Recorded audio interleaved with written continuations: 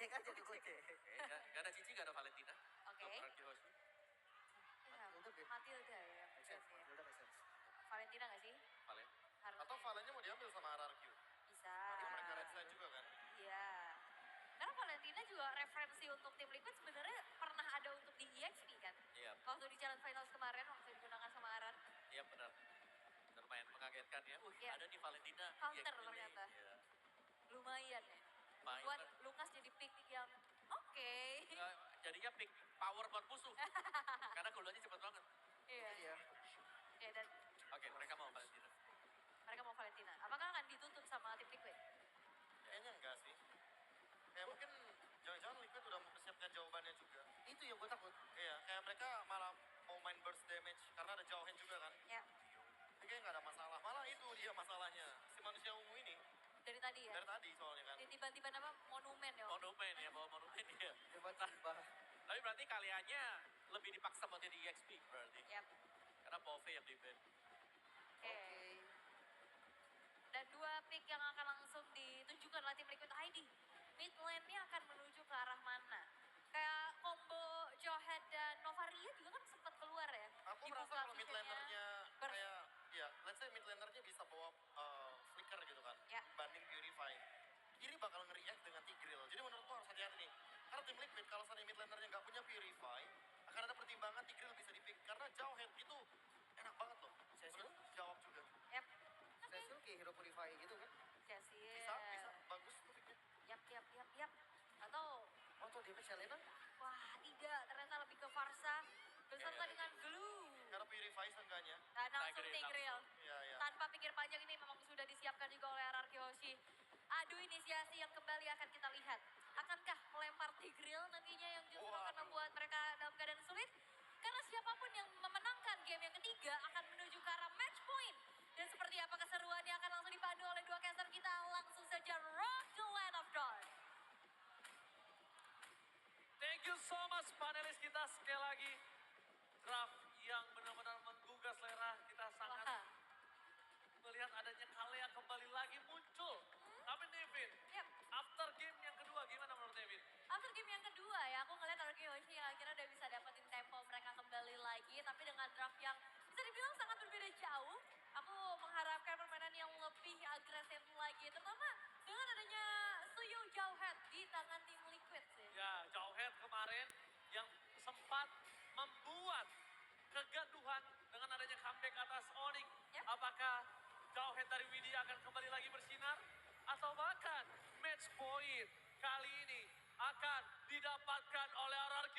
So Dennis Indor, mana tepuk tangannya? Let's go to the lane of town. Ini dia game ketiga kita antara tim Liquid ID versus RRQ Hoshi. Akan seagresif apa dan gimana ya? Caranya dari RRQ Hoshi untuk menutup potensi early game tersebut. Karena hadirnya Kalea di area XP lane ini jadi satu hal yang berbeda juga ya. Ya, dan bahkan kalau kita melihat kondisi saat ini, Hah? sekalipun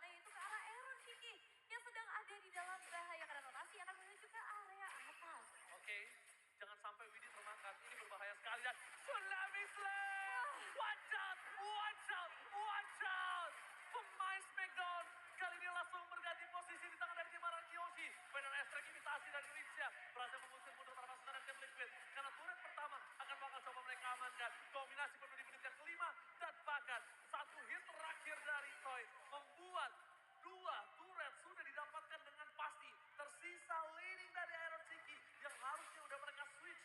Iya. Harusnya mereka switch. Dan ini tuh gak ada yang aman ya buat tim Liquid ID. Nggak ada. Kemanapun mereka pergi, ada dua efek surprise. Entah itu dari Tigreal ataupun dari Kalea yang dibawakan oleh seorang Dyrant. Dan gak jarang juga kita melihat surprising effect dari seorang Riz karena dia bisa pilih nih apa saja ultimate yang ingin dia mainkan dari tim Liquid ID.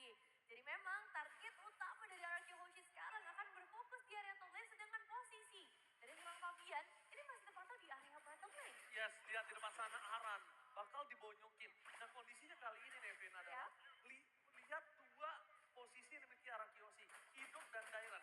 Siapa yang akan initiate power di depan dan siapa yang akan mengcover, ini tinggal tukeran. Jadi bisa dibilang, dua crowd control ini yang memastikan para pasukan dari tim Liquid itu nggak bisa masuk atau deliver damage maksimal. Ngomongin split push, sekarang juga nggak terlalu power dengan tidak adanya Moskov. Betul sih. Makanya Dyrant juga udah langsung follow up kok ke bagian bottom lane. Dan tadi sepertinya hanya butuh satu Feather Isaac saja untuk nge-secure karakter turunnya supaya zoning out ini bisa tercipta dengan baik. Yang memukul mundur juga ke arah Aaron Kiki. Dan dengan perbedaan gold yang udah mulai kerasa 3.800 keunggulan, kita melihat juga dari tim Liquid ID yang masih belum punya output damage. Hanya ada sekitar 3 item dari 5 pemain dari Conceal Play. Udah mulai dibuka. Oke, Idok. Wah. Oke, gak ada yang lihat. Tidak ada yang lihat. Gak ada yang lihat, tapi lihat Riz mundur ke arah belakang, bakal dibalikan kembali dengan Tsunami Slam. Ke arah Sonsoro ini. Flicker body defensif. Arah bisa menunggai satu orang, tapi Sosojin too strong. Satu orang di tangan oleh seorang Toy. Double kill. Tembakan matang dari Toy. Flicker ofensif yang dibilang oleh sosok seorang Toy. Menjadikan satu poin yang mahal. Bahkan bukan hanya satu, dua. Tapi Nevin, kita melihat initiate power dari Idok gagal, kejedot, gak masalah, tapi seperti yang sudah kita bicarakan, dua, mereka tinggal pilih siapa yang maju, siapa yang mundur. Betul. Jadi kayak emang ada backupan yang akan langsung hadir dari Dyrant. Dan di sini jadi serba salah juga buat Widi sih. Iya. Dia mau paksa masuk, gak bisa. Dia mau counter setup, juga akan terlambat gitu buat mereka nge-follow up damage-nya. Jadi defensive sepertinya akan menjadi satu jawaban untuk saat ini dan beberapa saat ke depan sampai nantinya itemization. Yang dimiliki oleh Aaron Shiki bisa seimbang dengan apa yang dimiliki dari seorang Toy. Jujur, kalau ngomongin saat ini apa yang cuma bisa dilakukan tim Liquid adalah menunggu blunder. Iya. Kalau ngomongin marksman mereka, itu juga butuh item. Betul. Akan cukup sulit. Kita melihat dari sini kondisinya. Dari seorang Iritel, ini itemnya baru cuma Asklaw dan juga bersekar Fury. Makanya. Ini belum bisa tembus ke arah Idok. Ngomongin ke arah Idok, tembus aja nggak, Dairat udah ngasih crowd control. Deliver damage, Toy. Sky Pisarnya udah nyala. 3 poin kill. Jadi berat banget sih. Emang harus menunggu arah Arkeologi blunder. Iya. Jadi emang tunggu counter mainnya dari tim Liquid ID, apalagi Arkeologi sekarang sudah akan mengamankan Lord yang pertama. Perfect objektif gak cuma turtle, tapi sekarang sampai Lordnya ini juga bisa mereka mainkan. So, tim Liquid ID, wah ini mereka dalam keadaan yang sangat tidak tenang. Fabian bisa dibilang dengan Suyo jauh head yang dia bawakan, ini juga gak work gitu. Padahal biasanya aku melihat Fabian tuh yang selalu bisa ngejar level padahal dalam kondisi yang ketertinggalan. Gimana dia mau ngejar level ketika kondisi laning kalau dia sendirian itu nggak akan ada yang aman. Iya sih. Karena sekalipun ada yang pakai initial power dia Tsunami Slam, ada Idok. Gagal, Idok bisa main di dalam turret. Nah saat ini kondisi yang kita bisa menyaksikan adalah para pasukan dari tim Arkeologi kemungkinan besar akan bisa dinetralisir. Tapi Console Gaming menuju ke arah bottom lane, target mereka berbeda. Menuju ke arah arah, tapi nampak Vader Aztec berhasil menyelamatkan para pasukan tim Liquid dari pecahnya base yang di arah tengah.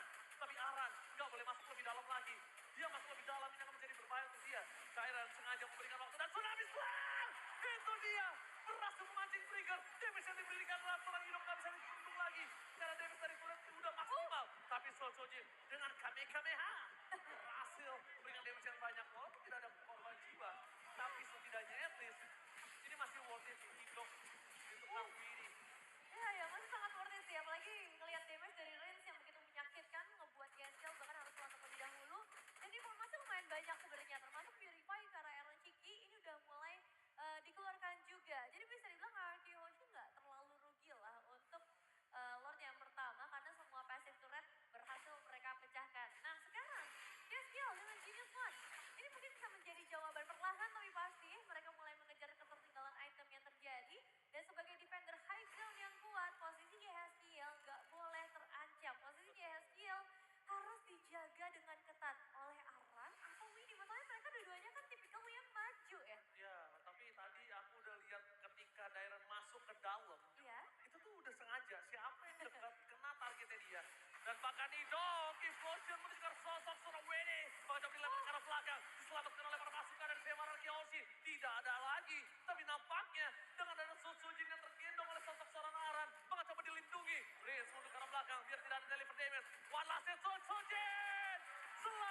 itu dia.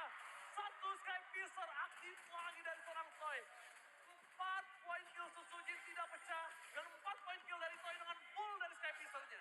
Dan mungkin akan bertambah lagi ya. Ngelihat ini 2 damage dealernya dapetin makanan yang sangat mengenyangkan untuk mereka dengan Kehoshi. 8.000 keunggulan gold sudah ada di tangan mereka. Great Dragon Spear untuk Aaron Shige. Tapi apakah item ini akan membantu deliver damage-nya? Karena permainan Conscious Play ini masih belum bisa dijawab. Satu impulsion dari Idok gagal. Tenang, masih ada Dana. Tapi yang tadi aku suka adalah Rins. Lihat gak? Gimana Rins bikin barricade. Yep. Dimana Rins ngeblokade damage dealer dari tim Liquid untuk gak bisa masuk.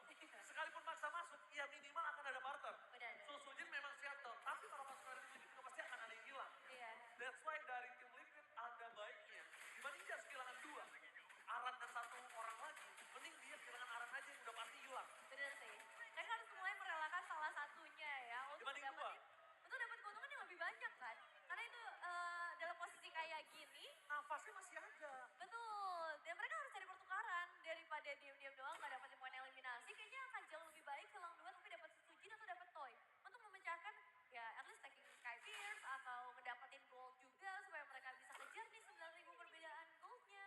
Ditambah lagi sekarang poin minion ini benar-benar ditahan akan didorong dengan waktu yang sama bersamaan juga dengan Lord yang muncul dari area mid lane. Wah, ini sih aku bener-bener ngeliat Toynya bebas banget mainnya. Gak masalah, gak peduli lo pada ngeluarin crowd control kayak apa. Widhi sekalipun masuk gak masalah. Kenapa? Widhi keluarin flickernya, Induk bisa nge-cover. Iya, iya. Ada Dairen di sana initiate. Oh, Jadi dan udah ada win of nature dari seorang Toy. ya ini benar-benar bebas banget. Dan lihat di setengah sana, para pasukan dari tim Ararkioshi bermain dengan ada bottom lane. Damage untuk Gaston Iron Sigi. Akan lihat tsunami slam. Meanwhile Rinsya, 2 tim yang berbeda membuat tim Liquid porak-poranda